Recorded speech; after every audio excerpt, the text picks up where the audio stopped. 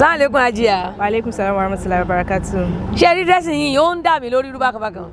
Lápá bí ẹjọ́ ara India. Lápá bẹ ẹjọ́ àwọn ti ilẹ̀ Saudi.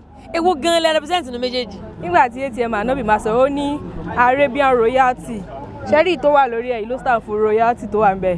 Gbogbo ìtókù yẹn Arabian. Mo fọ́ fún yín gidi. Mo like bẹ́ ṣe combine pé ẹ kó tán ni. Ẹ kó tán. Ẹ ti wá represent báyìí. Alẹ́ yìí alẹ́ zikiri ni. Ṣé mo lè fònú kíní? Torí ẹ̀ ni mo ṣe eléyìí tó bá tún ti di pé ó ti ṣe kí ni a máa bọ́ eléyìí ó tún kù ì tó wà nínú a máa fi royalty lẹ̀ a máa gbé ta Arabian wò so gbogbo ẹ̀ amúra wà ní.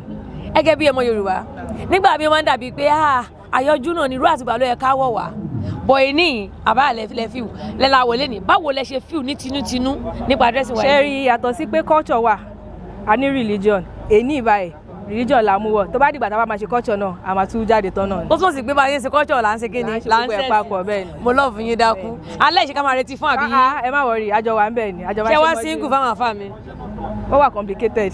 Ẹ má wọrí ẹni tó bá já àfáà tó bá dára ẹ lójú alájà wa wọ́n wà open kẹ́ bá ń gbé wọn anyway have fun and enjoy our party. All right, thank you very much. You're welcome.